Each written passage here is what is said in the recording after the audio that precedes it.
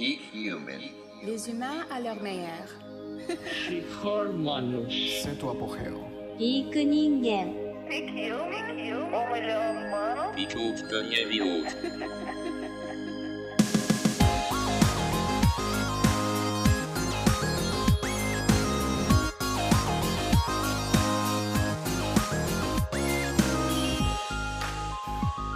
Hello, my friends. We're back at it with another super interesting episode. I'm Brian Sanders, and I'm creating the much-anticipated Food Lies film. You can follow along with the progress as well as get daily valuable content on the latest health info, pertinent studies, nutrition news, and my diagrams and graphics making sense of the complicated and conflicting world of nutrition. You can find me on Instagram, Twitter, YouTube, and Facebook, and join the now 100,000 people who are staying tuned into the latest and greatest info. Just search any of these platforms for Food Lies, and you'll find me. Today I'm talking to Rob Tunks, who's an Australian farmer and former telecommunication company owner. He sold his business, retired at 30, and now produces grass-fed lamb as well as other plant and animal food products. He has very insightful experiences with food systems and the morals we have placed upon them because he has experience growing both plant and animal foods. So he is acutely aware of the vast amount of deaths required to grow the staple crops so much of the world relies on. He also studies food systems on a world scale to investigate the enormous caloric need to feed 7.7 billion people and how we can accomplish that. We've been talking for many months about some of these issues, and I think there's so many challenging and important questions that need to be answered here. Some of his views are a bit hard to swallow. Some are necessary to acknowledge and address. Some make our broken food system make much more sense.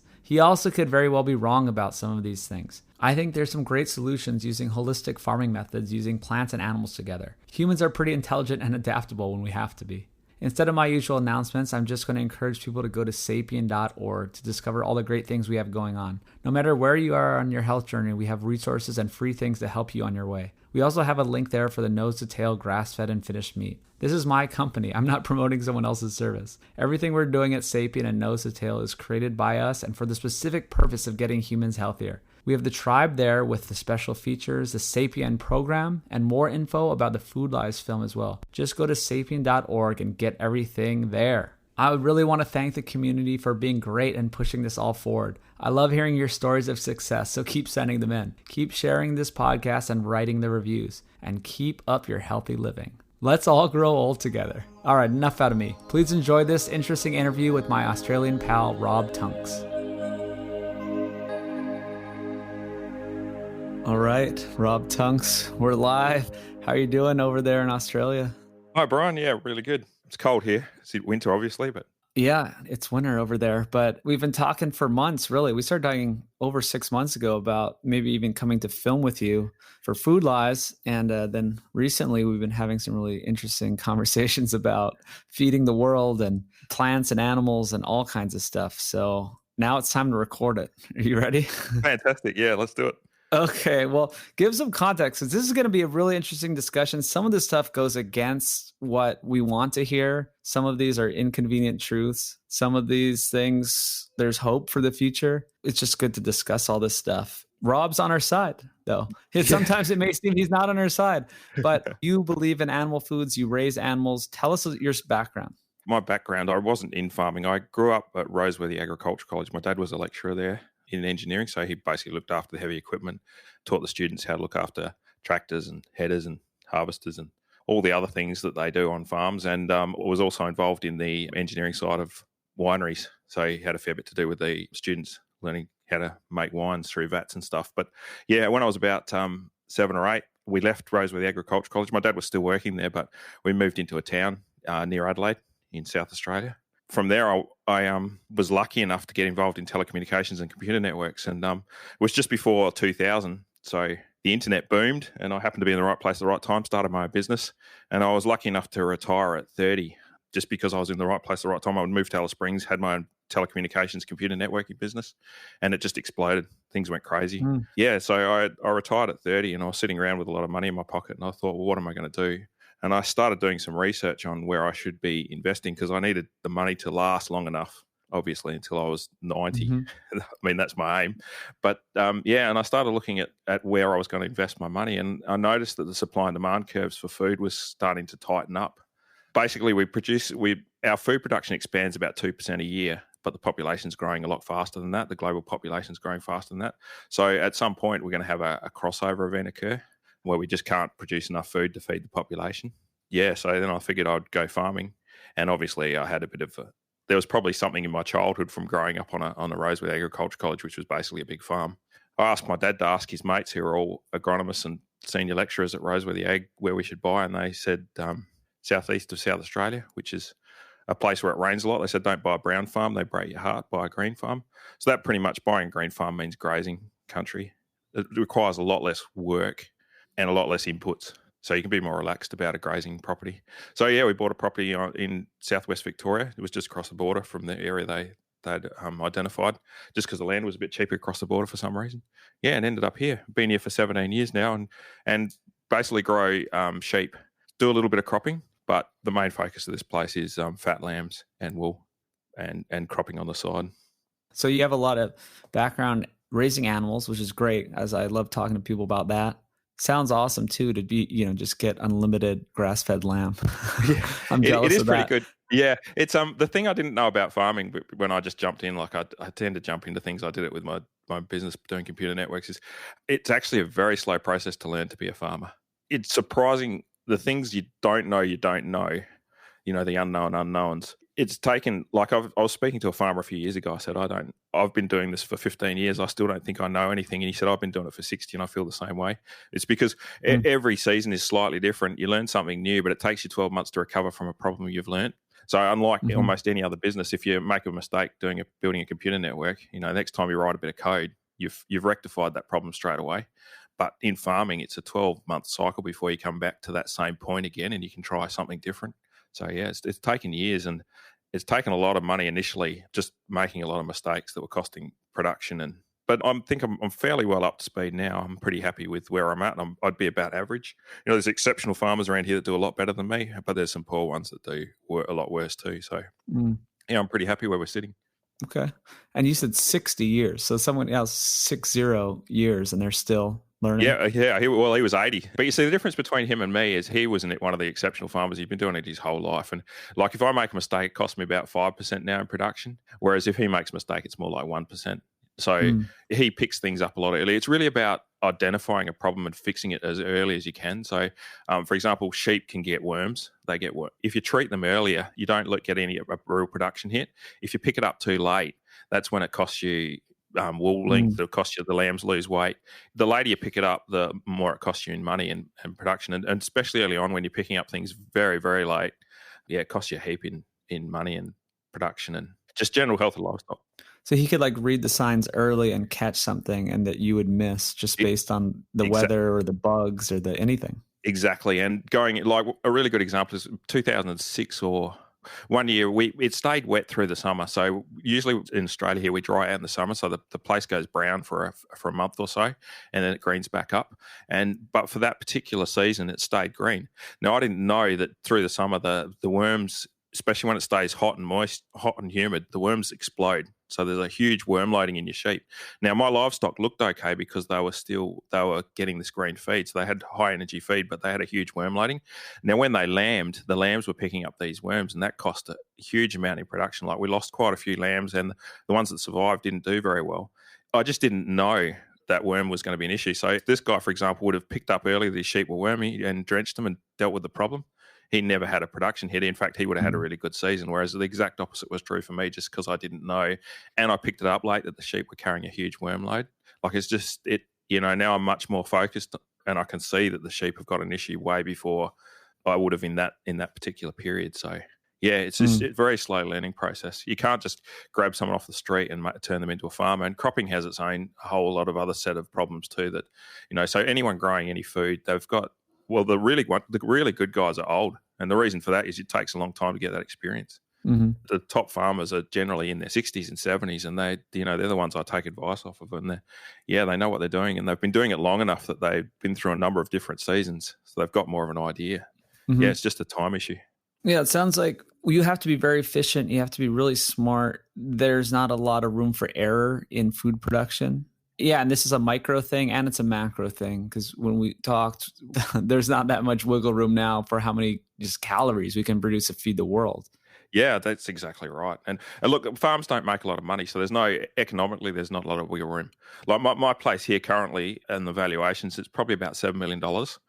Last year it was $250,000 that we turned over. So it cost about $50,000 in expenses. So, it's making $200,000 from a $7 million investment. The return is rubbish. You can't lose much money each year. We're really running on a fine edge of making a profit or not making any money. There's no wiggle room in agriculture.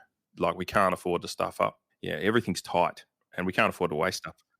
That's going to play into the bigger discussion is that even Dr. Sarah Place, who talks about meat production and kind of defends a lot of these things, she was also saying, hey, we're doing the best we can. Like, these confined feeding operations happen for a reason. They're very efficient. And all this land, is used for a reason. Not saying that that's all correct and we can't make changes. And America, maybe we shouldn't be subsidizing the corn, wheat, and soy and stuff. But there's just a lot of efficiencies that have been worked out in the world so far. Yeah, and if you're not efficient, you go broke.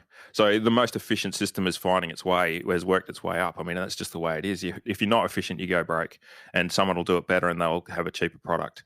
That's you've got to be efficient and you've got to be doing it. It's not necessarily the best way to do it, but even the agriculture in America is a little bit distorted because you get a lot of subsidies on your grain. Your cereal crops are subsidized in a big way. So it messes up the natural efficiencies of a system. Exactly. The natural efficiency gets distorted. But places like Australia, it is very much a free market. And there is some government intervention in the fact that we can't clear trees and stuff, but pretty much the market is free to find the most efficient people rise to the top. And farmers are very good at looking over the fence. I mean, we're constantly looking at what our neighbours are up to and how they're productive, talking to them. And it's not real competition between neighbours. We talk about what our lambing percentages are or, what our yields are. We discuss it. It doesn't matter if my neighbour produced twice as many lambs, it wouldn't affect the market in the slightest. So there's no real competition between our neighbours. It's just there's a competition on the side who can produce the best lambs or, who produces the highest number of lambing percentage. But it doesn't affect the market. So it's more like a game. But we're always looking at who's doing it the best, who's doing it the most efficient, who's running the best breed of livestock and trying to shift across. So it doesn't take long. If someone does something better and more efficiently, pretty quickly that spreads through the system and everyone starts doing it. Mm-hmm. And how many sheep do you run? So we've got 1,000 sheep on, and they lambed at about 130% this year. So at the moment we've got 2,300 approximately animals on the place at the moment. But I'm running understocked. I run. Everyone else around here runs about 1.5 sheep to the acre, where I'm running one sheep to the grazing acre. We've got 1,500 acres, but we've only got about 1,000 grazing acres.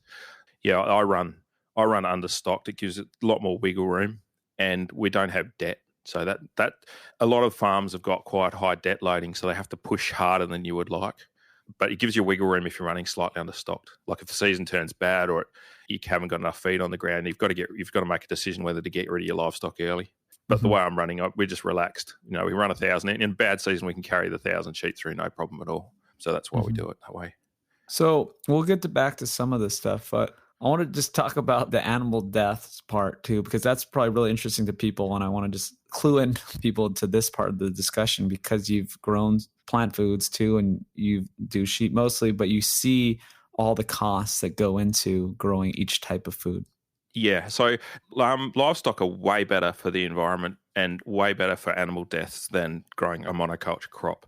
So when I put a crop in, what I have to do is I have to turn an area that's a complex ecosystem, I have to strip it back and turn it into a monoculture. So there's a whole lot of animals that rely on that complex ecosystem to survive. Like there's field mice, there's lizards, there's snakes, there's birds.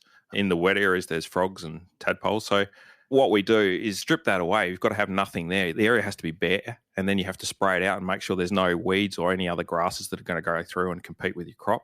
So you do that. That's the initial thing. So you get a huge kill from that. There's a huge animal kill from that. And then you obviously plant your crop. Then you've got to protect it from the animals trying to come back in. So especially field mice will explode in a crop. So you bait them to keep them out. Just in field mice deaths, you're talking way higher. There was a study done it's 25 times higher for field mice than eating a cow, for example. Yeah, I remember that study. We can link to that study. Yeah. Yeah. So just in field mice, Australia. Well, no, that's across the board. I mean, you get field mice in the United States as well. Field mice, any cropping area has got mice problems, but Australia tends to have a plague of them. For some reason, we can get plagues where you can drive along and it's like a carpet of mice on the road. That only occurs in cropping regions. It doesn't come into grazing because there's obviously predators there that are eating the mice and the birds. The predators take longer to come back. The field mice explode in numbers, but if you've stripped everything out, all the eagles and the hawks and the birds that eat these mice and the snakes and the lizards, they've all been killed because you've removed their food supply. They take a lot longer to come back in. So when you're growing a crop, you've got this population of mice that explode and there's no predators to keep them in check. So you get this explosion. Then you take the food supply away when you strip the harvest off. And the last thing a plant does is it puts all its energy into the seed head, any of the grains. They put all their energy in the seed head. So that's all the nutrition goes into the seed head. Then you strip that off. Some of it falls on the ground that gives the mice one last party so they can have their last explosion in. But then there's nothing left. It's like a desert. So you've removed all the food for the next 6 months until you put another crop in. Everything left still starve. There'll be a few mice that'll hang around the edge and they'll to get through the next season. But yeah, so you've got this horrendous cycle of boom and bust of food, and you end up with the boom and bust in animals. And they die, like baiting field mice it's not a nice way to go. They take days to die, and they generally... So explain the difference. So what is baiting? So baiting is just poisoning the mice. So you just drop bait in the paddock and let them eat that, which they'll, they can't. Yeah, so I want to break it down. There's all these different ways that they die. Either they die when you clear out the ecosystem. They can die if you bait them and put out poison, and then they will really die if you take away their food. You harvest the wheat, and all the other stuff has barely any nutrition other than you said, with all the energy's up in the good bits that we harvest, and then they starve to death slowly. Exactly right, and that's not even including the sprays that run off into the water system and the phosphate you put out. So the blue-green algae and that. Well, yeah, you get runoff from. It's a lot worse than the animal waste, the feces and that washes into the river system, because that's fairly natural, happens anyway. But when you use artificial fertilizer and sprays that run off into the river systems, you end up with that blue-green algae and you kill a heap of fish and you kill all the live. Monoculture cropping is absolute disaster for the environment for small animals, or any animals. It's a disaster. The only thing is it provides 80% of the calories for the planet, so we can't get away from doing it. The people growing crops are basically feeding the planet. That's where most of our calories are coming from. Yeah. We can't not do it. You can't strip it. You can't say, oh, we're all going to livestock. We can't do that. We've got to allow these guys to do their thing. But to be eating the plant matter, to be eating plants and then claiming that you've got a moral high ground is just not true. You're killing far more animals in far worse ways than eating the lambs off my place. There was a study done just recently where there's a wetland. We've got wetlands. This wasn't done at my place. It was done about 10K away. But they split the wetland up into 3 sections. One section they crash grazed.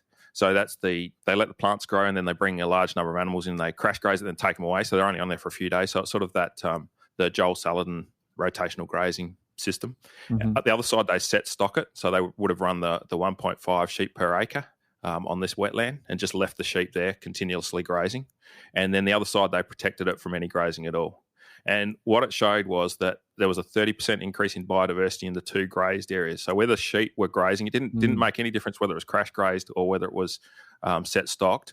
There was a 30% increase in biodiversity. So all the small animals, the plants, everything, the ecosystem was way healthier for being grazed, and the one they left alone was 30% less biodiversity. In effect, that means if you're eating a lamb off my place that's being grazed on wetlands, you're actually contributing a net positive in a number of animals.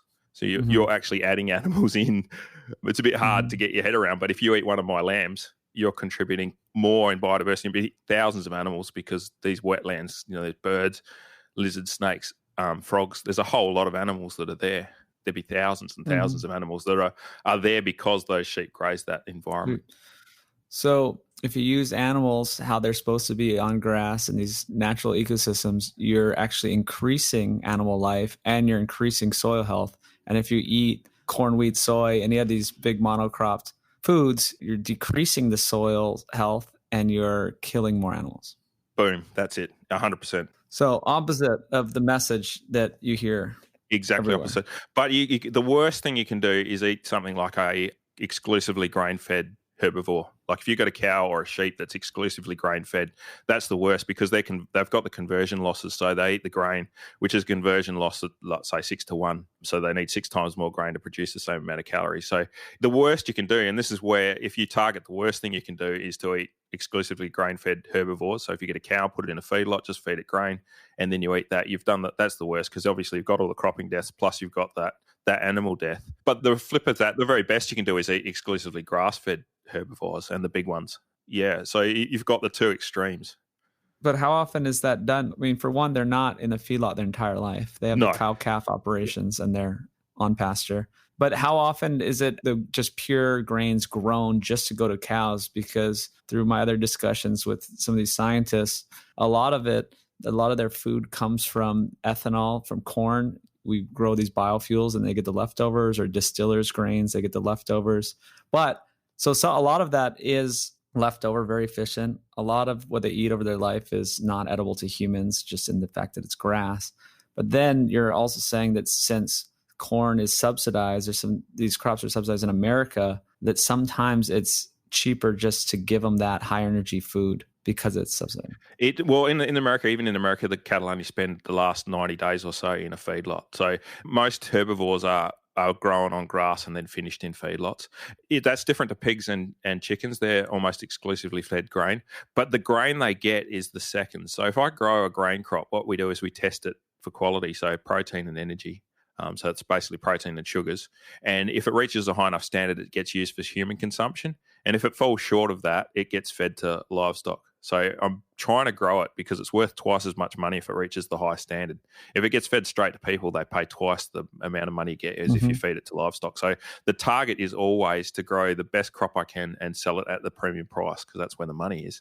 If it falls short for whatever reason, like the season doesn't turn out or you get frost at the wrong time, there's a whole lot of reasons that the crops don't reach a high enough standard. And in fact, half my crops generally get knocked over and put in a baler because they just fall well short, or we generally get too wet.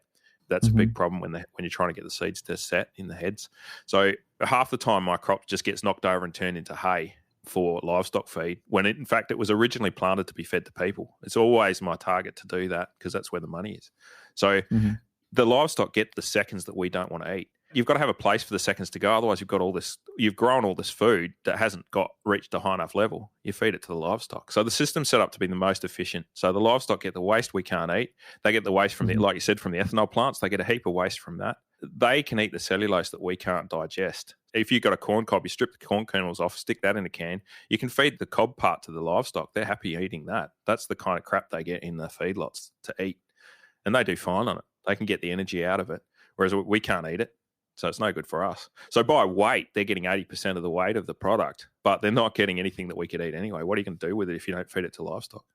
Exactly. So it is efficient. All the food goes to humans. It's high quality, and the low quality goes to animals. Like, it kind of makes sense. But you're saying even in the 90 days they're in that feedlot, if they're getting corn, that's the worst. You're talking about for calories though, right? This is the worst possible scenario for calories, because for what? What are you saying? Well, no, even in the feedlots, for example, the feedlot my mate operates, you see they get things like almond husks. They get smashed up barley that wasn't good enough for people to eat. Like you put your hand in there and fish out what they're eating in that feedlot. People can't eat it. You look at what they've got to eat. It's just all the waste product from processing plants. It's the skins off of oranges. You know, the pulping factories, it's all the pulp that they've got nothing else to do with. They feed it. It gets shipped out to these feedlots and gets fed to the livestock. What were you saying was the worst case scenario? Well, the worst case is if you were rich and you went, okay, I want grain finished animals, and there are a few around that and they feed them exclusively high quality grain, you know, and they grow loose in pastures, and they get a huge premium on the price of that meat. So you can find the odd occasion where people will pay a huge amount of money for livestock where they've just fed them exclusively grain. But you see pigs and chickens fall into that category, but they get the waste product too. They're not exclusively, they don't eat the good stuff, that's for sure. But you could find a situation where someone had grown a cow, fed them mainly grain. That's the worst for animal deaths and the worst for the environment, because you've locked this animal up. You're not getting any benefit of it grazing through the landscape. So you can find situations where everything is the worst and highlight that. And that's what the vegans do. They say, you know, look how bad this is for the environment. Or they'll snap a picture in the worst possible situation when they're crowded in just trying to get food. So you're kind of talking about like Wagyu beef or something, what some of these like really highly marbled. Well, yeah, if you wanted it properly marbled, there would be situations like, for example, you can find situations, well, at least back in the 80s when wool was very expensive, they were shedding sheep to get wool from them. So they were feeding them grain in sheds. They didn't let them outside at all. That was to get high quality wool. That situation, that wool product was the worst product you could possibly wear. It doesn't happen anymore. Wool's the best product you can wear compared to cotton or synthetics. But in that situation, that high value wool, fell into the worst for animal deaths for sure, because you're feeding it monocultured crops. You're getting a poor conversion, and then so you can, if you went looking hard enough, you would find a situation where livestock herbivores were being fed grain, exclusively grain, and fattened up. They would still need some hay and stuff in there. They'd be getting their energy from high quality grains. That would be a bad situation. That'd be a very expensive way to produce it. Oh yeah, so that's edge case. This is like that's right. So if you want to find the very worst, very worst. If you want to highlight the very worst thing, but they highlight the worst thing anyway. Those feedlots where you see animals crowded in knee deep in their waste, it doesn't happen. You don't see that because the margin on those feedlots is very, very tight. You can't afford to have your animals even get sick. For example, if you've got a cow and it gets a cough, so you have to give it antibiotics, you can't sell that animal for another 120 days. So instead of being a 90-day animal, when it stops the antibiotic, you've got to hold it off the last dose. Then that's when the clock starts. You've got to have that animal held back for another 120 days. You've done all your profiting on that animal, and you've done all your profiting on the next 5 as well, probably. You can't afford to even have an animal get sick, let alone die. If you lose 2% or 1% of your animals in a feedlot, that's your profit. You're going to be going broke. So feedlots don't let their animals walk around knee deep in waste unless something's gone terribly wrong with the pumps, or if they can't clear it out for whatever reason. Then you get the odd situation and people will be panicking. If you had your animals walking around knee deep in waste, the place would be going crazy in the background of people trying to fix that problem. They can't put up with it. You're talking about like some natural disaster happened. I've heard of this happen before, where there's some natural disaster, like some hurricane or storm came in, then there was this problem, then the vegans snapped all these photos and made a big deal out of it. It can happen. Yes, something can go terribly wrong, but this is not the case. Yeah, and there's some footage of pigs in their waste. The vegans use in one of their documentaries, and that's because the pumps failed. They were in the background there. The farmer would have been running around pulling his hair out and panicking that he was going to lose, the next couple of years of income because his pumps had failed. And then there are people running around snapping photos saying, "Look how bad these pigs are being kept." When it's just their environment's always pristine. Pigs, the margin's tight. It costs you a heap to feed them. Everything's got to be right. You can't afford to let them get sick. So you can't afford to have a situation like. That's terrible. It's almost like if at a nursing home, your grandma fell and broke her hip, and then someone came in and took photos of her and be like, "Look how bad this nursing home is."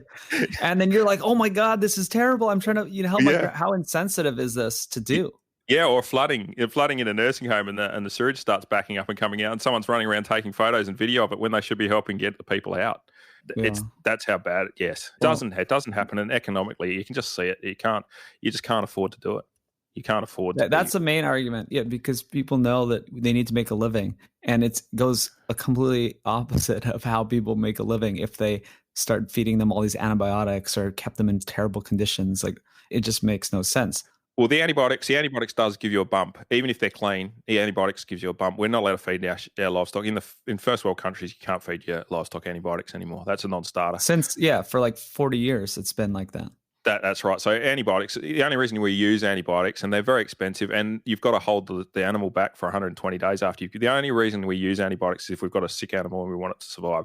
If you've got a $1,500 cow, for example, and it gets sick, you would treat it. And my mate with the feedlot, he's got pasture as well. So what he would do is treat it, run it back out onto the pasture, let it have the 120 days, and then bring it back into the feedlot again and try and put the weight back on it.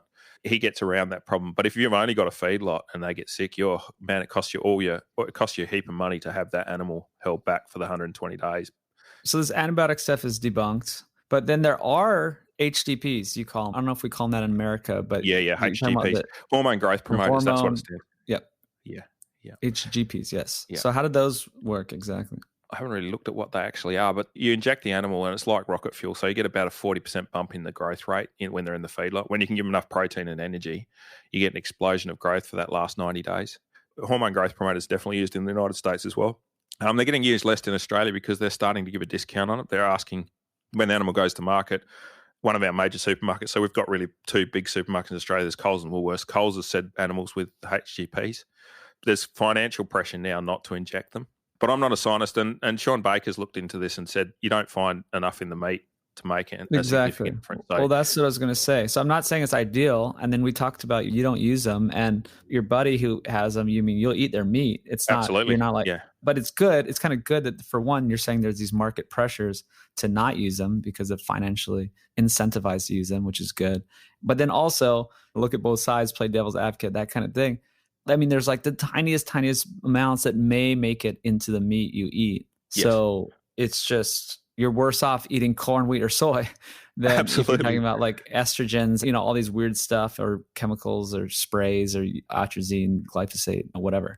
Absolutely. And you get more meat from one animal. You kill an animal, you get more meat from that single beast. So you kill less animals if you inject them with the HGPs. So ethically, you're probably better off saying, let's just inject them, eat that meat. Yeah, no, I hate to be on the side. Well, that's the thing with this stuff is it's so nuanced that it's just so easy to just say, oh, feedlots are terrible. Or like, I mean, I have my own grass-fed meat company. If I was smart and trying to make money, I would just be like, only eat my grass-fed beef. It's the only good beef around. Nosetotail.org. You got to go there. But I'm like, hey, there's more sides to this. Some people can't afford it. And I've talked to people with feedlots too. All of these people reach out to me on social media. They're like, I have a quote feedlot and it is a beautiful, serene atmosphere and everyone's healthy and the cows are fine. And, 100%. And my mates are like that. Like if you walk into his feedlot, it's like a small paddock. It's, surrounded with trees. There's trees in tree guards. And all there is, it's like a buffet, a smorgasbord of hay and this feedlot, the waste product, like the feed that they bring in a truck. So it's like the orange skins and that's in a feeder, self-feeder, and they've got clean water and they've got quite a lot of space around them. They're not packed in, a cow can walk 50 meters one way and be away from the rest of the mob if it wants. So it's not calling it a feedlot. People have got this image in their head of what a feedlot is. It's those ones where they're tightly packed together. And even then they've always got shade. The animals are too expensive not to look after them. I mean, our whole job is to have healthy animals that are putting them weight on. The feed they're eating costs a lot of money, and that animal itself costs a lot of money. And then there's the time and effort to do all this. We're not doing it for fun. We're doing it for a profit at the end. I mean, I really enjoy what I do, but at the end of the day, for the operation to continue, it has to make money. These feedlots are in the same boat, and the animals are happy in there. Like they've got a smorgasbord, they've got shade, they've got water. They don't have to walk far for their food. And then they have to be happy to put on weight. That's the other thing. You can't have, if you go in and stress them, if you go and run them around and hit them with, we call them yellow dogs, which is the electric prodders. If you go around and torture them every day, they'll just waste away. For maximum productivity and maximum efficiency, they have to be happy. They have to be happy being in that environment. So the environment has to be right for those livestock. If they're not happy in there, you're not going to make any money because they won't put weight on. They'll be eating expensive feed and losing condition. You just go broke. Yeah. I guess I'll just say this one more time.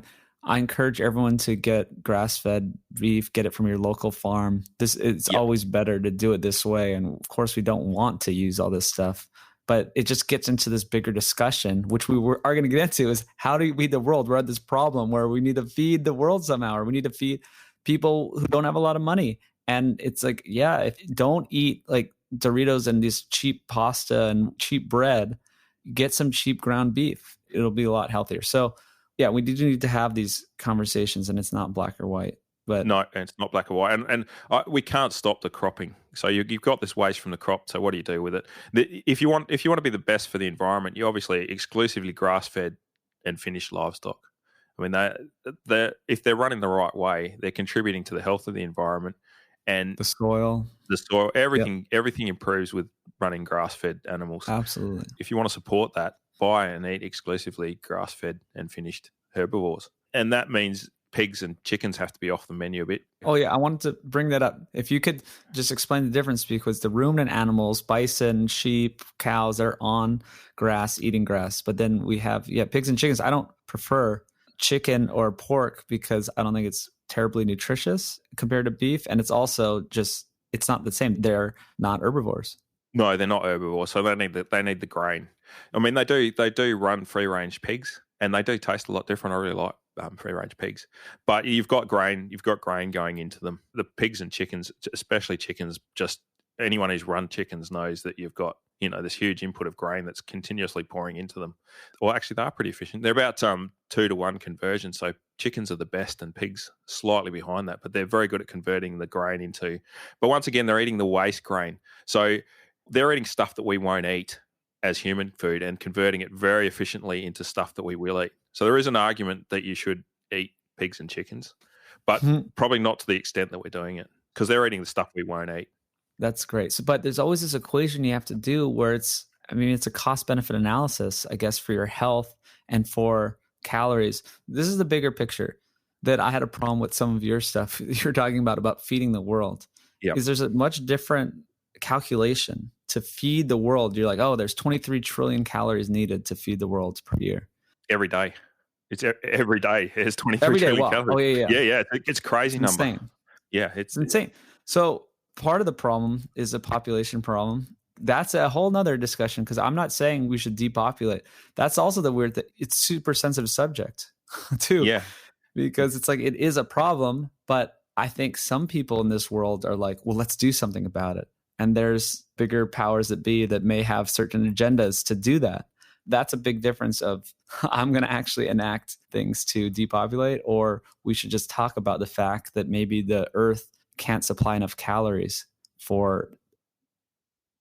Yeah, I don't think we can possibly support 11 billion. It's just a calorie issue. We're pretty much everything's running on the red line now. So you can't afford to have too many. Back in the 70s, we had about 300 days of forward cover of food. We could afford to stop farming for a year. Everyone could just stop production for a year. We'd still be okay. We'd pop out the other side with a few days of hungry people and be able to get back into the production. Now we're down to about 60 days of forward cover. That's a pretty scary number, because you can't take too many production systems offline. If you have a bad season in Russia and a bad season in America, if everything lines up, we're going to be very short of food. And even this virus is causing some issues, because we're having trouble getting our chemicals and parts for tractors. So that's putting a bottleneck in place too. So we've got supply issues where the supply and demand curve is starting to cross over for food versus the population growth. And you've got a fantastic graph that you drew that showed processed food. The amount of processed food we're eating compared to whole foods is increasing. So we're eating more and more crap food to make up those calories rather than the whole foods. We've got that supply and demand curve that's going to cross over, and everything's running maxed out. We're pretty much tapping it out. The croppers are doing an extraordinary good job, and the livestock producers. There's some room to improve with the rotational grazing, but it costs money to do that, because you've got to have more staff on the ground. You've got to have more people. So the food price has to go up to allow for that increase in food. We can jump into that part too, but I want to go back to the graph, because I drew this after talking to you, and it was this eye-opening conversation. For one, I didn't know that in the 70s we had almost a year of run time of food, and now we're crazy. This virus is exposing us, right? There's wheat shortages, there's all kinds of stuff. So we just are redlining things. And it was really interesting for me to understand the difference between just like on a world level that we have to think about calories, because I think that's the stupidest thing to talk about, because everyone knows that calories aren't the same. A calorie of sugar is not the same as a calorie of beef. So we can't just look at calories, but then you kind of open my eyes a little bit, be like, at a world level, we do. An individual can choose and they can be healthy, and everyone listening, is making healthier choices, and it's great. And they can do that, continue to do that. But if we're talking about the world level and these third world countries, they're fighting for calories. Yeah, exactly. They'll eat the bugs, they'll eat the grasshoppers. Whatever calories they can get their hands on, they'll eat. They don't have a choice. So if you're in the top, 1%, which is basically, if we're in a first world country, and China's starting to fall into that category because they consume a lot of calories now, and they can choose to eat what they want to eat. If you can make that choice, eat grass-fed and finished herbivores, that's the best choice you can make. If you're lucky enough to be able to do that, and for your health, do it. Yeah, do it. Maybe the top 10% of the world that really gets to choose. Yeah, it's probably about 1 billion people get to choose, and then there's everyone else who just has to eat calories. They'll eat whatever they can get their hands on, and so we have to produce enough food for them to be able to eat too. That's the 23 trillion. It's basically 8 by 3. So there's 3,000. You need around 3,000 calories. You can do a bit less. But to make my numbers simple, 8 billion by 3,000. That's per calories a day. So that's 23 trillion calories a day. 21, whatever it is. 8 3 is 21. It was 24, 21, but yeah, I mean, you can round down. Yeah, so we can round down because they don't quite need the 3,000. But that's that every day the planet has to produce that number of calories. That's a crazy, insane number. And the way we're doing it, it's wrong. Okay, this graph. I need people to click on the show notes, or maybe I'll post it on social media. But this graph is like this really sad but true thing, where we were producing enough to produce for much of history. We were producing enough whole, healthy foods to make the population healthy. And then we started inventing processed foods, and they made up, a small portion of this. And then as the population really curved upwards, that hockey stick growth, where we're really shooting up, that's around the same time the obesity rates shot up. So we kind of know that some of the problem, there was this sharp uptick in 1980 when the dietary guidelines were introduced. And we told everyone, oh yeah, eat low fat and eat your corn, wheat, and soy and all this stuff. But that was kind of like a cause. But the root reality of the situation just woke up to is that on a world level, we just kind of didn't have enough capacity to create healthy foods for people. So we supplement that with a processed food. So that's what my graph shows. On the bottom is the whole foods, and it's slightly going up each year. We can get a little more each year.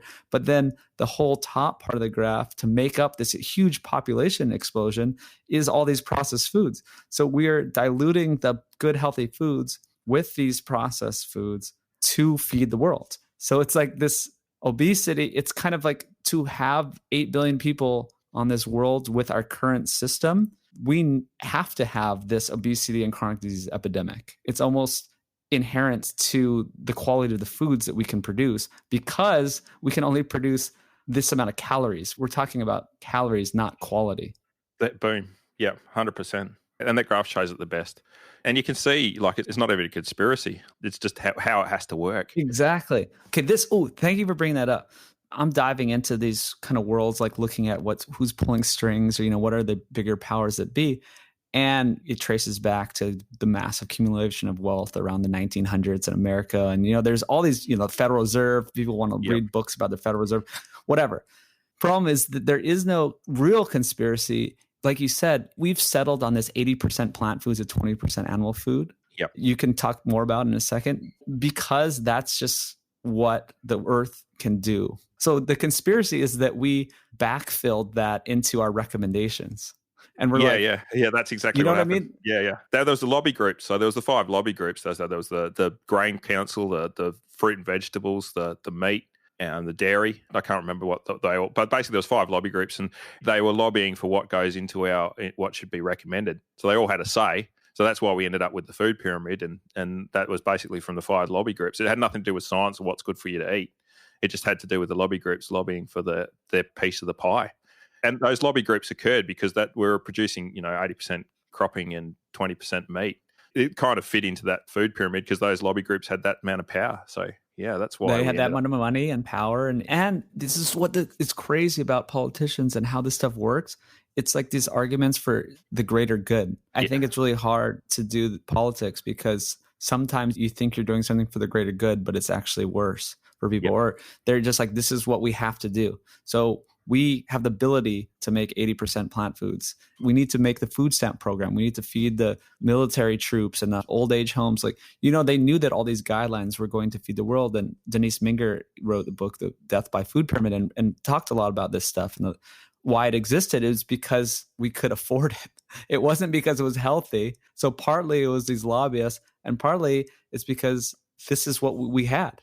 Yeah, we had a whole bunch of corn, wheat, and soy. Boom. That's it. That's the answer. Like, it's not a conspiracy. It's just the answer. Like, it's the way it works, and it's the way the food pyramid part of the had conspiracy. To be built. Well, is that it was done under the guise of nutrition, and we still are clinging to these guidelines when no one will admit, or maybe it's just too far gone, and it's been indoctrinated into just generations of medical textbooks and all this type of stuff, that this is, or even just all the science was done under that premise that low fat was good and that grains are great. It was just this accident. I love you're saying it's not conspiracy. It's just what goes wrong sometimes. Yeah, it's just the way it is. I mean, they made a judgment call when they were deciding whether it was fat or sugar that was going to nail you, which one was the worst. Like Bart Hay says, it's a combination of the two that's actually the worst. You can choose your poison either side. But it's Ansel Keys versus John Yudkin. Yeah, back in the 50s, 60s. Yeah, there were two competing sides, but yeah.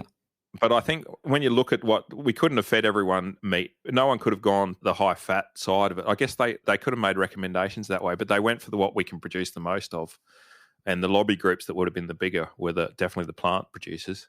I mean, they've got more money. They're 80% of the market share as opposed to the livestock producers, which is sort of 20%. So we've got a lot less money than the grain producers for lobbying for stuff like that. So I guess it fell on the side where most of the money was. But I don't think it was a huge conspiracy. I think the guys doing it probably thought that they were doing the right thing. They honestly thought that fat was the problem. And turns out it might not be the case. We really need more studies, though, around what we should be eating. You did that interview that you sent me with I think it was 86 We're talking about Bill Schindler? Dr. Bill Schindler. Yeah, that's Yeah. fantastic. Everyone's got to go and listen to that. So he kind of says what we were eating in the past.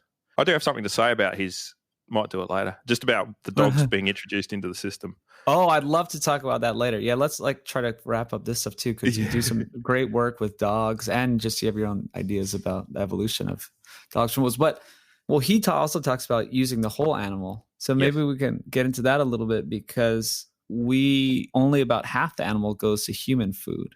Yes. Maybe we could get more out of it. I didn't actually know until I started talking to you, and you were like, why can't we eat the other half of the animal? I'm like, well, in some countries, and they absolutely do. But we don't get paid for that half of the animal. So we get paid carcass weight, which means that all the guts and the skin is stripped away. And then we get paid for they process that gets fed to people. But yeah, the good parts, quote. So I went down and talked to my local abattoir and asked them what they do with it. And they actually, 15% of their money comes from that. It gets turned into a lot of stuff. For example, the Australian currency some of that is made with the animal waste. So some of the polymers, the fat that is used to make the Australian notes, and it's used, the skins obviously get used.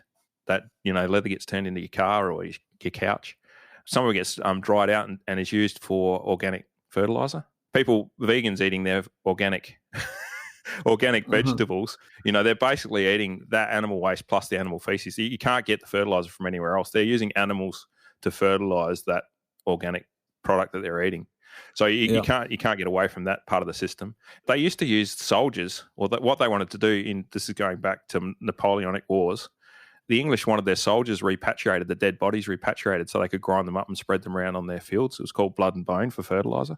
So, using stuff that we don't eat and grinding it up and spreading it around on paddocks that's been around for hundreds and hundreds of years. They've known you get a bump in production or thousands of years if you spread blood and bone around. So the animal waste is all used. We used 100% of the animal. It just doesn't necessarily end up on our plate. It is used. Yeah. Exactly. Because we have a very efficient system. And this is actually another feather in our cap. And I used it in my presentation when I was at this plant-based type of conference. And I did this big presentation about why we should be eating more meat, not less. And no one liked it. Well, some did. A lot of people did. They came up to me and they told me they loved it. But that's on YouTube. It's like I do this whole thing in 15 minutes, like why we should be eating meat. And part of it is, what is the alternative if we didn't have the second half of the animal for tons and hundreds of products? That we'd have to use synthetic alternatives. We'd have to use fossil fuel-based alternatives. These are the things that the vegans never think about. Yes. It's actually very efficient and very good for the environment. We're using the entire animal. So what are you going to do? Now we have to have fake leather for everything? Like, how much of a cost and environmental harm does it take to make all these faux leather products? And we can't make tennis strings out of the intestines. We have to find some synthetic material to make tennis strings out of, Well, I think the Australian Mint says it the best. They said, if we take this animal product away, we have to buy palm oil in to replace it, and that'll kill a lot more animals. Palm oil's done in the tropics. They strip out the tropical rainforest to plant these palm oil plantations. The net effect is way more animals are going to be killed, way more harm to the environment. Just eat the animal or use the animal product. It's clear cut. To be best for the environment, you want to be eating local, local grass-fed herbivores, and even those properties that rotate through 7 years, they'll grow crop in one section and then animals come through and eat that. Mixed use farms, how we used to do it. Yeah, how we used to do it. But you don't get the efficiency. We can't go back because we can't grow enough calories that way. I mean, they have land that's tied up doing other things that has to be producing food now. We've locked into a system.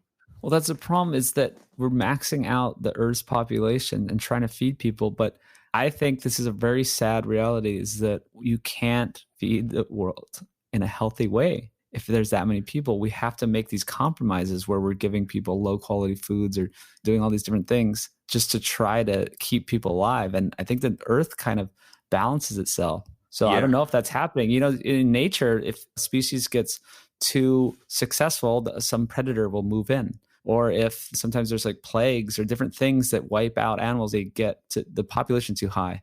You know what I mean? Things happen. Yeah. Well, we're mining the topsoil. We've got some serious topsoil issues. We're consuming twice as much topsoil as being replaced.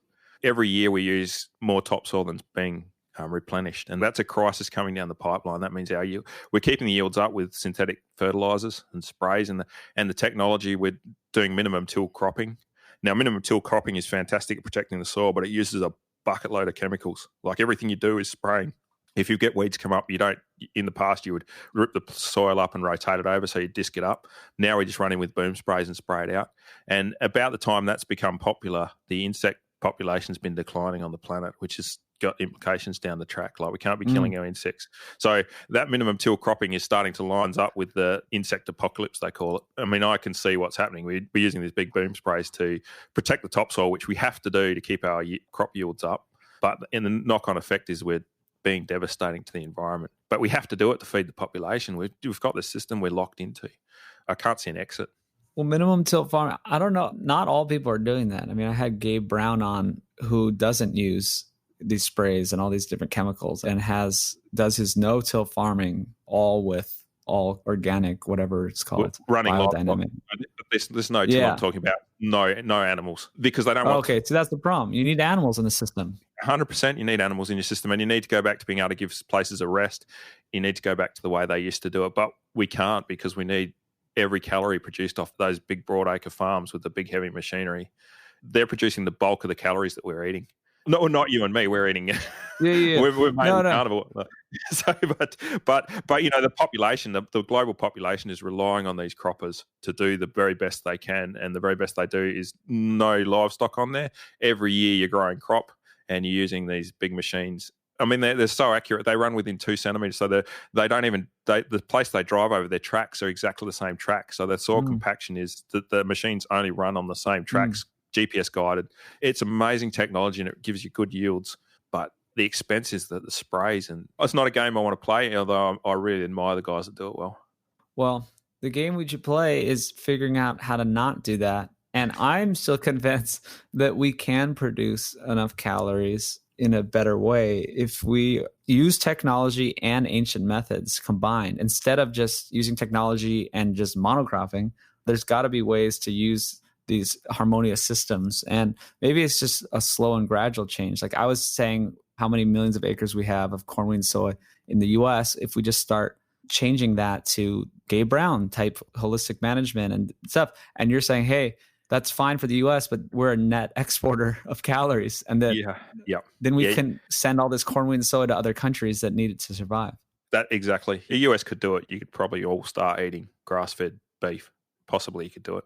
But then you wouldn't be exporting calories like you are. You can't get away from the equation that you produce 10 times more calories from an acre of crops than you do from grazing. So that number means that you've got to grow the crops to get the calories to... I want to talk about that because that may be true, or you keep maintaining that it's this 10-to-1 thing, and vegans maybe try to point out these inefficiencies, but there's so many other things that factor into the equation, especially soil. I'm glad you brought that up. So we know that the quality of protein is much higher, bioavailability is much higher. So you know that eats away at that. If we did more rotational grazing and mixed farming and no-till, that raises that ratio. Then we talk about the long-term effects of even health. If you can factor in the healthcare costs of eating all the poor calories, then you even talk about the soil health. If you factor in, because right now humans just love to kick the can down the road, right? We're just like, oh, someone else will figure out our soil that's like a dust bowl and is unusable. But if you factor that in too, I am willing to bet that you even that out, or could go the opposite way and make a case, if you're factoring everything, including the soil health, that the grass-fed meat has a better ratio because it's a regenerative way. Yeah. I mean, something inherently, a system that is not regenerative is not sustainable, right? Because how is it going to? It can't just last forever. Yeah, by just taking. We can't get away from the 24 trillion calories every day. If we had this discussion back in the 80s and people had taken it seriously, we could possibly do it. But now everything just has to be run red line. Pour the diesel into the tractors and just get on with it, and don't. I can't see it. What if the earth naturally settles on a population that it can hold in a healthy way? In first world countries, the reproduction rates have kind of leveled out and it's not like going crazy, and we can feed ourselves. Yeah. And it's got to happen anyway, because the farms that are going to be left are the ones that are grazing livestock and looking after their soil. Down the track, these crops that are being run no-till, the soil's being depleted. Even though they're protecting the soil as best they can, it's still got that depletion happening. It still needs the livestock to come in over the top, which is not occurring. So at some point, there's going to be a crunch, and I don't know how it's going to play out. But ultimately, we've got to get back to looking after the environment with grazed livestock. and go back to the old way of looking after with some new technology in there. But yeah, we've got to get back to protecting the soil. And you pointed out when we're having a discussion off air, there's economic ways we could do it. We could pay farmers for carbon credits, or even soil. You could do soil analysis. Like if you've got worms in your soil, you could get paid a premium. The government should be subsidising that to make an economic to make an economic incentive for the people doing the right thing. Because currently, maybe just less tax. I'm not a huge government interventionist person. I don't like government in the system. They tend to mess things up. But there needs to be a way, or even just the consumer saying, this guy's soil tests this, so we should be paying him a premium. People who are doing the right thing should be paid a premium to put financial pressure, and then everyone would be doing it. If there was more money in it, everyone would be rushing for the door for that, to do that particular thing. So we need to be encouraging, rather than, at the moment, it's whatever can produce the cheapest product that people are going to buy. Grain-finished cattle, feedlot cattle for the last 90 days injected with HGPs gives you the best return. That's what people are mainly going to do. Now there's some financial pressure in Australia to say no HGP, so that's starting to fall away. But that's still putting them in the feedlot, feeding them the waste from the crops is still the most efficient way to get the maximum yield and maximum return. So that's what most people are doing. As soon as you put financial pressure or you're making an incentive to do something different, that's where people are going to start running for that door. But currently the pressure is not to look after. It's not there. Well, people have gone down the wrong route. They're thinking that fake Impossible Burgers and Beyond Meat's going to save us. It's absurd. It's crazy, yeah. And aligning incentives, that's all I talk about, aligning incentives. It's like almost any problem you can think of in the world. It's just if you align incentives and you have the right idea. First, you have to have the actual right ideas of what incentives to align. But with healthcare, right now, the healthcare system, the doctors don't have incentives to keep people healthy. They unfortunately have incentives to keep people sick. I mean, I don't think doctors keep people sick, but it's just the system, without them knowing it really, right? They're just prescribing medications and all this stuff. And unknowingly, they're keeping people sick.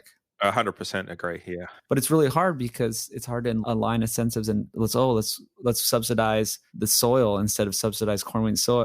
Well, it's like this long-term thing that it's hard to think about. And it gets away from our can kicking. Everyone wants cheap food now, and we have to produce cheap food for the third world countries to be able to afford to eat it. So you've got this. Yeah, it's really tricky. It's above my pay grade, but I can't figure out how we get away from. The food needs to be a bit more expensive, but at the same time, if we make it more expensive, a heap of people starve. I don't know what the answer is. I wish I do. Priorities. I don't think people are going to starve, and of course, I don't want people to starve. But if food gets a little more expensive, it's falsely cheap. So if it got to the price that it should be, I think people would just less fortunate people. Maybe they don't get to have an iPhone. Like I know less fortunate people who are running around with iPhones. So maybe you have to have like a 6-year-old's or whatever Google phone and you be fine. That's how much, because your food costs more. Yeah, right at the bottom though, they're living on less than $1 a week. So yeah, it's so tricky. That's a different level. That's where the cheap stuff ends up. That's where the calories. The vast majority of the population on the planet are living in that situation. So we have to produce cheap food. But we're mining the soil to do it. We're depleting everything to produce this super cheap food. So we're stealing from the future, printing money in the Federal Reserve. We're kicking the can. We're stealing from the future to produce cheap food. Just printing money. Yeah, it's like let's collapse the economy and print money and see what happens. Yeah, that's right. Well, that's human nature. It's human nature. It's super hard to figure this out. That's why it's like there's no good solutions, because that's not how these big institutions and humans work. So, but okay, what about less food waste? So there's 2 areas of food waste we didn't talk about yet. Yes, we only use half of the animals for food and the other half goes to other products. But maybe if we just use 85% of the animal for food, and then we have to sacrifice other things and maybe there's some other costs, but at least more people get good food. Well, that's only at the top 10% though, because everywhere else on the planet, people eat pretty much the entire animal. So they're already eating the whole animal. So we're only talking the margins here in that. But what if we export fat? What if we export organ, meat, and fat that Americans don't want because they're dumb and they don't understand good? And then instead of sending sacks of grains to Africa, like those old commercials from the 80s, buy a sack of grain.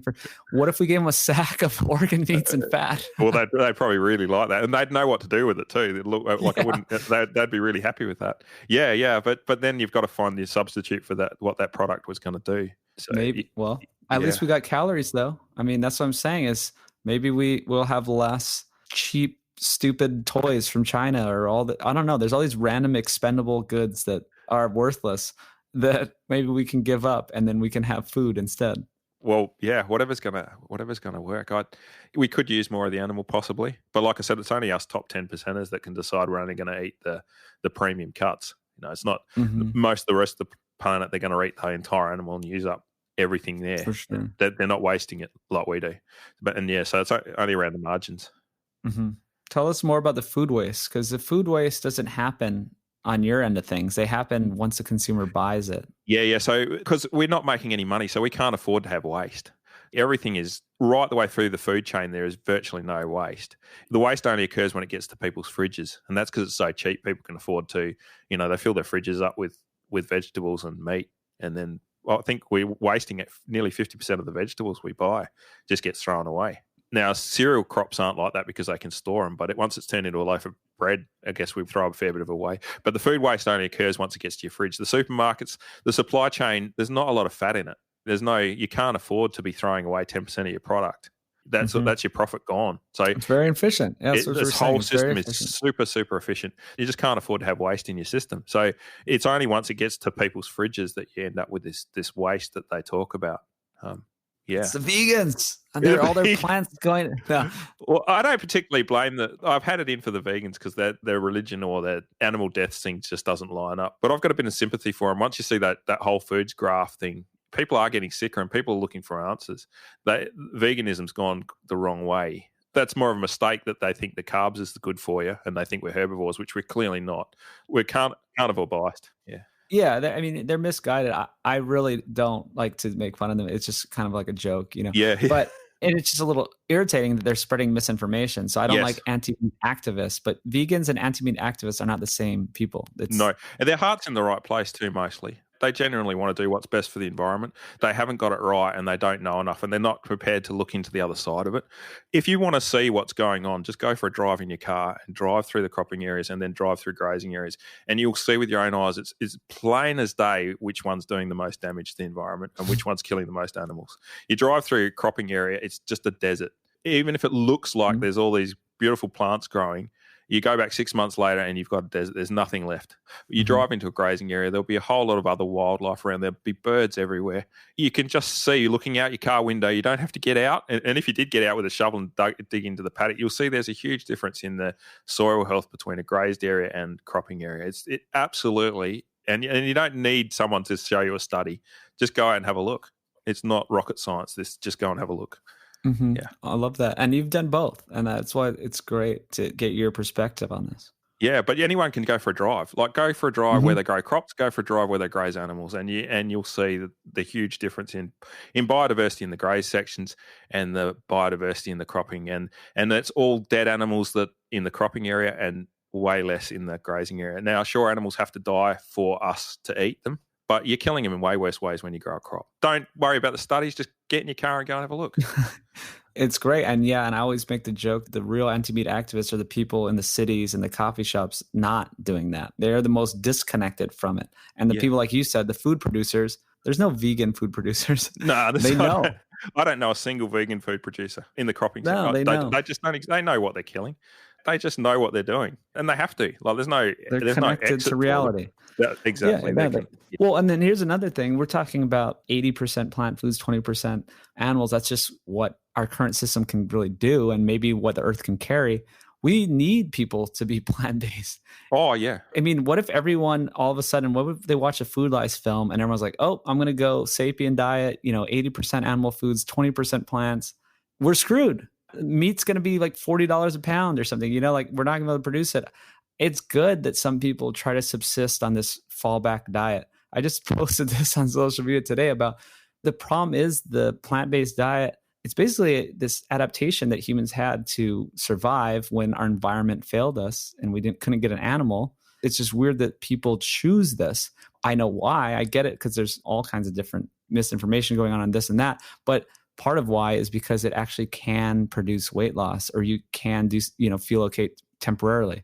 Yeah. So it's not like it's like, oh, I ate a bunch of mercury and I have mercury poisoning. It's not like that. You know what I No. mean? It's not like, oh, there's a right way and a wrong way. The wrong way is don't eat mercury. It's like, oh, the plant-based, I mean, it kind of works for a little bit, or you could lose weight for a little bit because you're on this starvation fallback diet. Yeah, but even going to Whole Foods is probably better than the junk that most people are eating anyway. Exactly. No, you get a benefit just going if they go Whole Foods.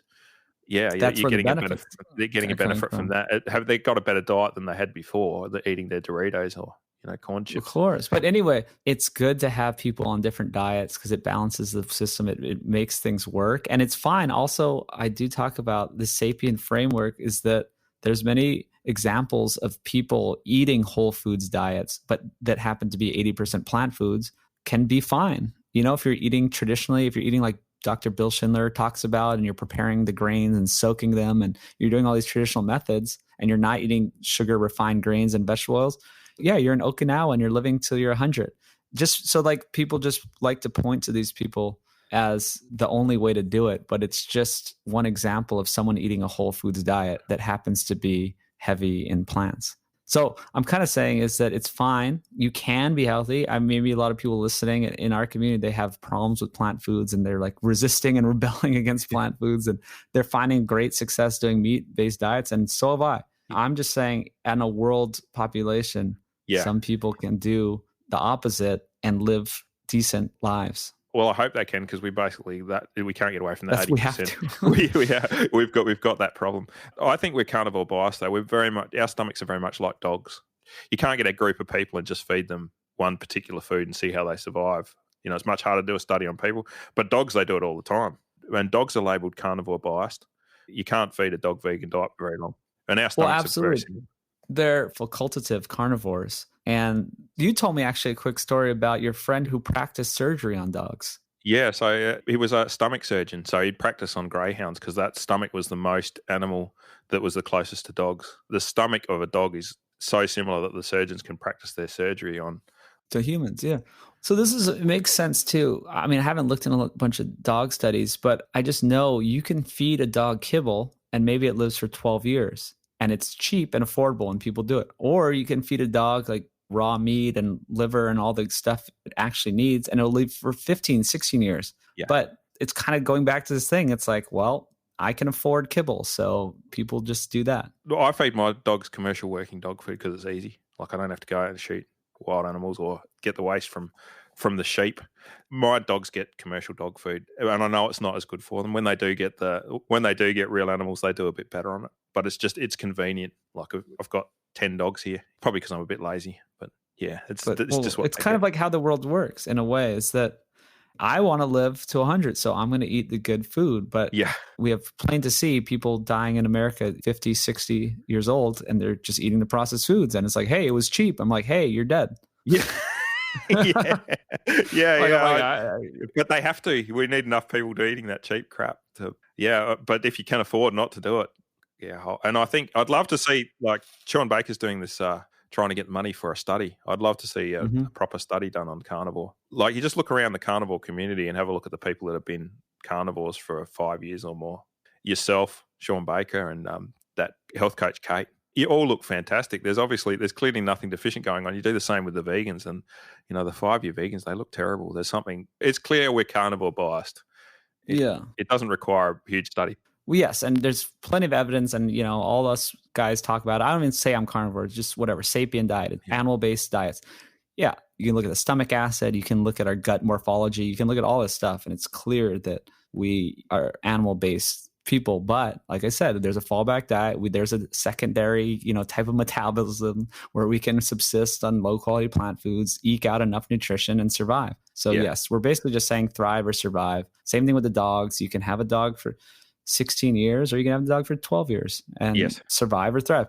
So tell me more about these dogs, though, because you were just on a doc or a TV show or something, and because you train dogs. I train working dogs, and I've been asked to be involved in a documentary. They're going to call it, I better not use the name, but there's a TV documentary they're producing. And there was a study done a few years ago where we used working dogs to break cattle in. when you wean cattle, you take them off their mums and you can put them in a paddock and hold them away for sort of 12 days and feed them hay and grain and until they get used to being off their mums, then you can let them go.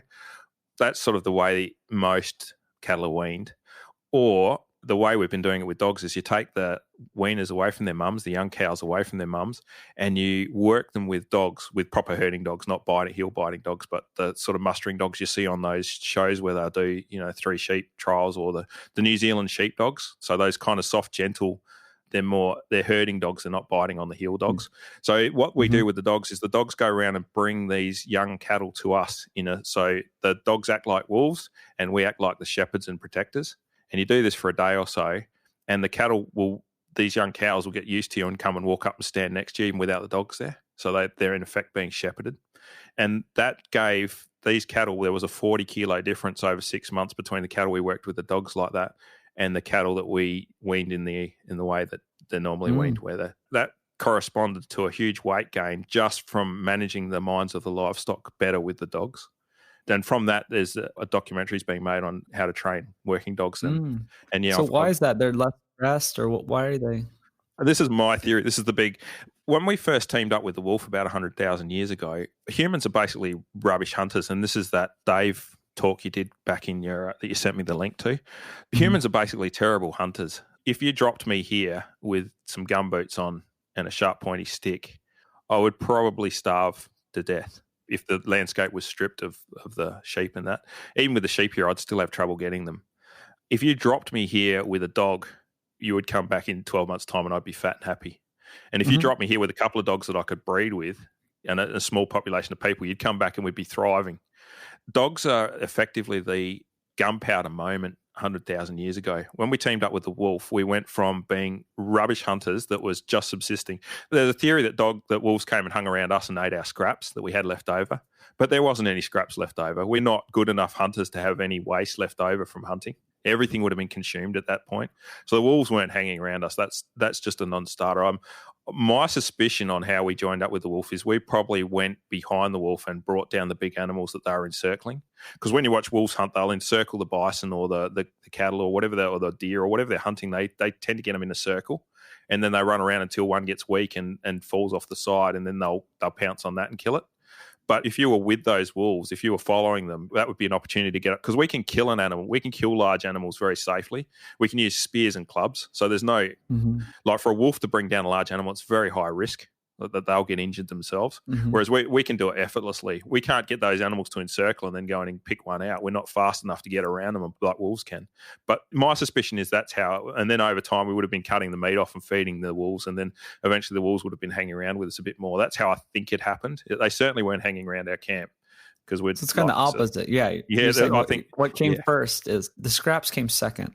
The scraps came second because, we were not good enough hunters to have scraps left over. We would have been using the whole thing. And no, I think I agree. So I think there's just different periods in history, though, because I've talked to a lot of evolutionary paleoanthropologists, and we started scavenging carcasses and stuff. So we would just get meat however we could. But I think there was a time when there was a lot of giant animals around, and this was way long time ago, that we could get these big giant woolly mammoths without the use of dogs. And we did have different strategies to get them, these giant slow animals, but then all those animals disappeared. So you're kind of talking about like the new era when these giant megafauna disappeared. Then it was hard for us. Yeah, probably because we were hunting them too easily. Like we could bring down the big ones successfully, whereas no other animal could because we can use the clubs and spears. Once we teamed up with the wolf, suddenly this super apex predator appeared, like the man wolf or man dog predator. And then we could take anything we wanted. There's nothing we couldn't take. We would have gone out hunting. And as an example, if I go out shooting foxes, I might get 2 in a night. If I go out the next day with a mate with hunting dogs, we'll get 6. My mate with the hunting dogs is way more efficient and better at getting animals than I am with my rifle. So once we teamed up with the wolf and became man-dog, we were the apex predator, and we can take anything we want. So we would have started taking the fast ones, the animals that weren't, we would have started taking the ones we didn't like the look of, not as fatty or just the wrong shape. And we would have started going from doing that to protecting the pregnant ones. Suddenly there's a shift. We could take anything we want. We take the fast ones. We take the young male ones we don't like the look of. The good shape bulls, or the male ones, we let them stay, and we protect the pregnant ones. So gradually those animals that we're protecting want to be around us Because not only are we protecting them. So slow that down. So this is really interesting.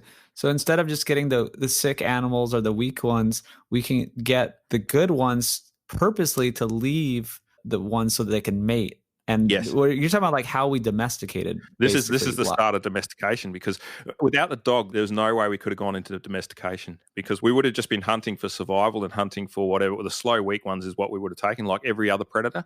But once we teamed up with the dog, that was basically we went back in time and said, here, hunter-gatherers have these rifles. That normally it takes the genetic pressure, or evolution takes a while for the predator to grow up, and basically it's a slow process to get a predator that's killing the animal. So the herbivores have time to evolve with that predator. But when you suddenly introduce it, when there's this flash in a few hundred years, you have this predator that appears that's fast, can get around the livestock, it's got good hearing, good sense of smell, and then you've got the brains and the ability to bring down a large animal effortlessly. That's the man-dog combination. So we had the ability to take anything we wanted. Nothing was safe. So we'd take the fast ones. We'd take the ones we didn't like the look of, exactly the opposite to the way we normally hunt. So the slow pregnant ones, we would have gone, no, let's leave them alone. We'll just protect them. And that pressure on the pregnant slow ones, they would have suddenly said, hey, let's hang around with man as well. Because it's a good deal for those animals being protected. Most young herbivores, only 20% of them get through to adulthood. But once they're being protected by us, it's sort of a 90% get through to adulthood. It's a really good deal for them to hang around with us and let us protect it. So man and dog were protecting these animals. It was the first cow-calf operation. Yeah, boom. But once those animals got domesticated enough that they were so quiet, we didn't need the dogs anymore. It was only that first step that when everything was running and we couldn't pull them up and hunt them properly, that's when we needed to have the dog. That's when it was super important to have that dog combination. But once we had them domesticated, so they wanted to be with us, we could actually lose the dog from the equation. We no longer needed it. But that genetic pressure is still, the livestock want to be protected by us. They want to be around us. They want to be shepherded. So only in the last 60 years or so, where we've got jeeps and helicopters and motorbikes, have we been able to muster these animals in a way that doesn't do their minds any good. So that's why the dog study, where we worked the cattle with the dogs, that was sending them back in time and being worked the way they wanted to be worked. They want to be shepherded. Our livestock want to be shepherded by us. That 50,000 years we've been looking after these animals. And their mindset is we want to be shepherded by people, and they're happy to be around us, and they want to be around us. They want to be protected. I mean, the ones that pissed off and didn't want to be around us, they would have got eaten by the wild wolves. So there's this pressure on these animals to be with us, and that's when they perform the best. That's when they're the happiest. Yeah, they get once you've worked them with the dogs, they get this real let down look where you can go over and touch them on the nose and give them a pat. They get that, yeah, we're with you. So that's why you're saying in this study they get fatter, or they're more happy.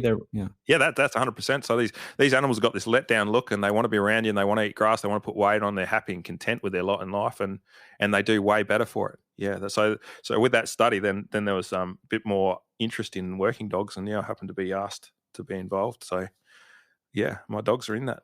So it sounds pretty hard to train these dogs. So yeah, how does that work? The hardest thing I've ever done in my life is to learn how to train working dogs, because you want a dog to be thinking for itself but still be able to control it. And so you're walking this balance beam between, if you put too much control on a dog, it doesn't think for itself. So you tell a dog to sit, and a dog will sit. But what you want is a dog, you say sit, the dog sits, but if it sees a problem, it's got to go and move and fix it without you saying anything. Because the last thing you want is a robot dog where you've got to tell it to go left, go right. They're easier to train to do that.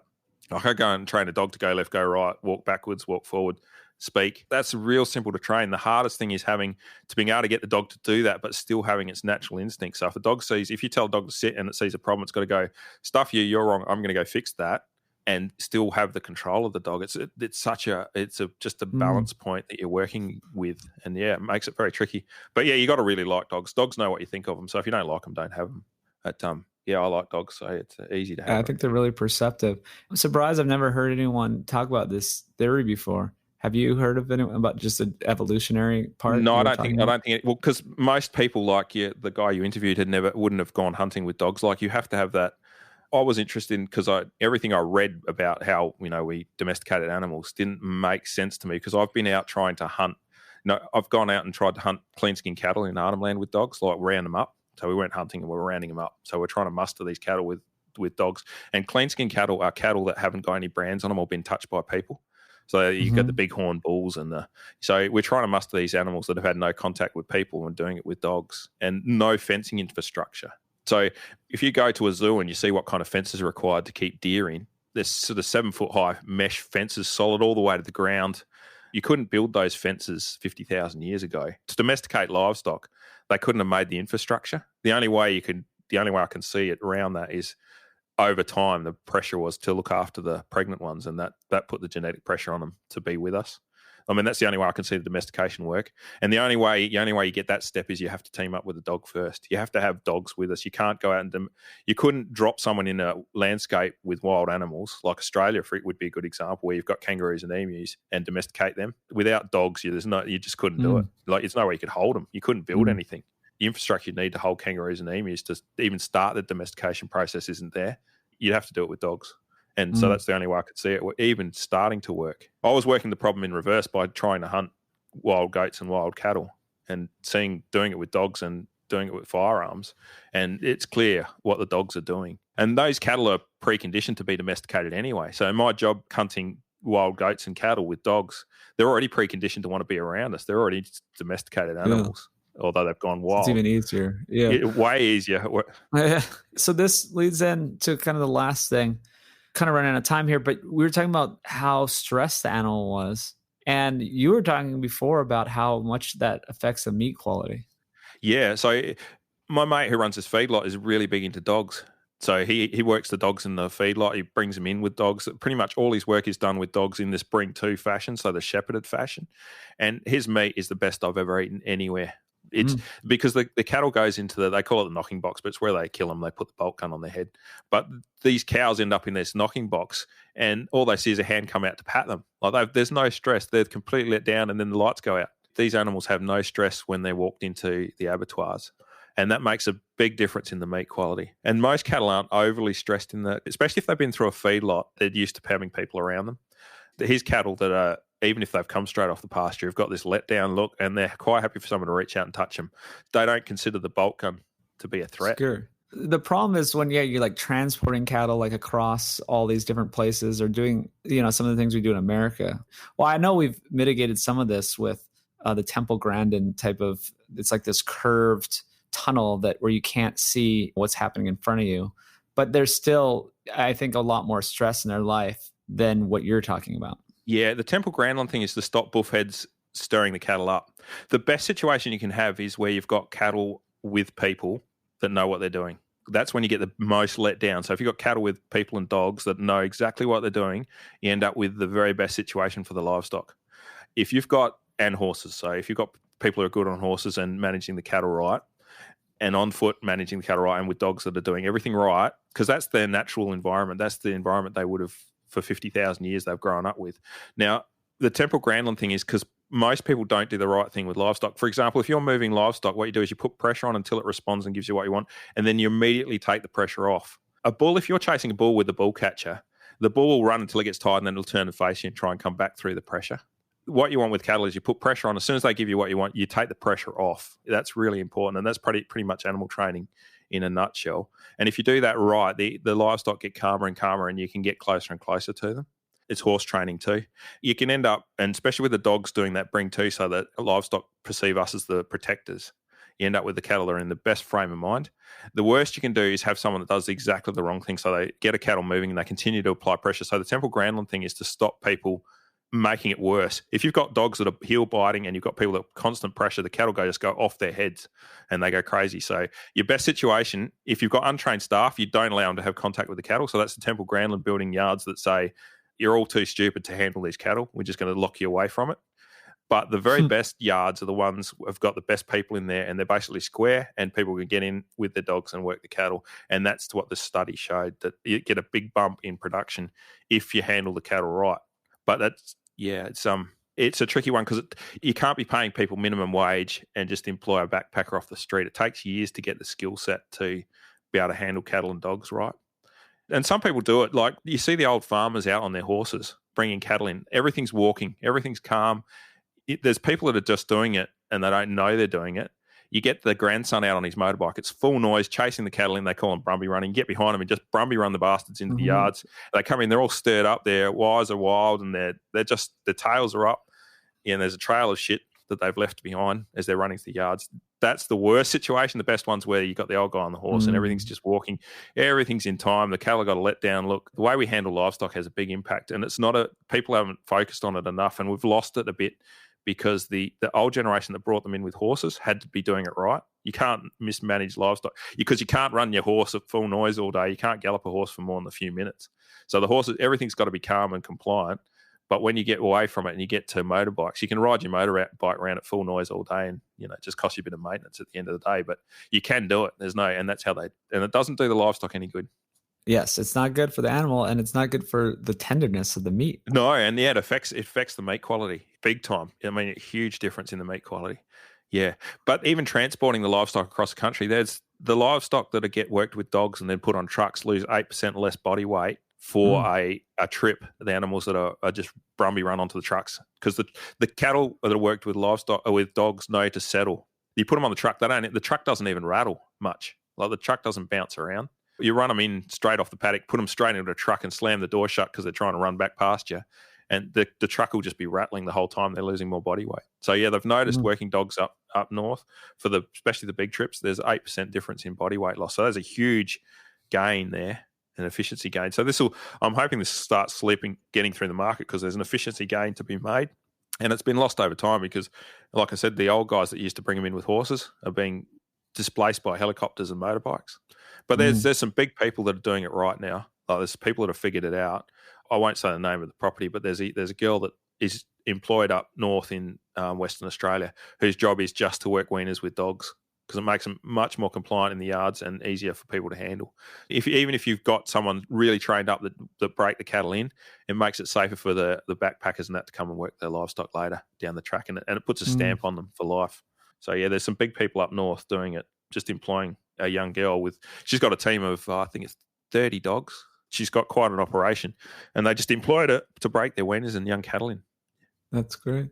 Well, here in the States, I mean, people are doing different things, and there's great people that have figured out these methods. And I think that we're at a loss for jobs, right? And there's a technology that's coming. There's all kinds of stuff, and people are like, oh, what are the truck drivers going to do? Maybe we should have more people working the farms again, or even the family operations. I love the family operation. You're saying, well, it's just you don't want to hire a backpacker because you don't have enough money to make it worthwhile. But if you have a few kids to do it and they grow up and they want to do it and they like to do it, then that's great. The problem seems like this is old fashioned thing that no one wants to do, and everyone wants to go be a video game player or something, or Halo star, and instead of working the farm. So I'm kind of trying to go out on this kind of positive note of people can make their own decisions to change their health and eat more ruminant meat and eat less processed foods, and maybe we can get some more people working on farms. Sounds like you're having a good time doing it. I really enjoy doing it, I've got a passion for livestock health and working dogs. So, and most people in the industry do, because like my mate says, are we in the rural industry for the exorbitant profits or the lifestyle? Once you figure that out, it makes things easy. Well, I'm certainly not here for the exorbitant profits. So, So I love working animals, and it's just, would be really like you need that the skill set to work animals properly takes years to develop too. It's not something you can get a minimum wage person and just bring them in and go bring those sheep in, because then you end up with a train wreck. I'd much rather do it myself with my dogs. But if you've got someone with the skill, and that we need people coming through doing it. But I think the cost of food's going to go up, and that pressure will be on anyway.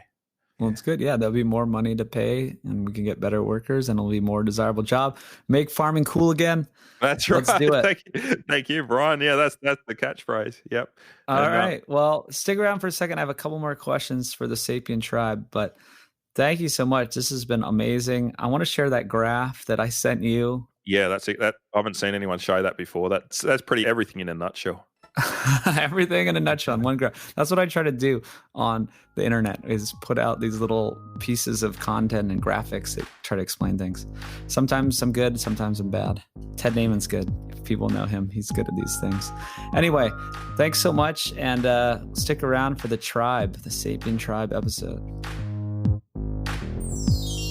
That's a wrap, everyone. Thanks for listening. Go to sapien.org to find out about the Sapien program. If you want to actually lose some weight, stick to it, make it sustainable for life, get some health coaching. We have your back. come to the tribe at sapien.org, where we also have your back if you're a little farther along your journey. We have a ton of extra resources there and benefits for people who join. Of course, there's nosetail.org to get the grass-finished meat. Share the podcast with a friend, give it a review, and have a great week. See you next time.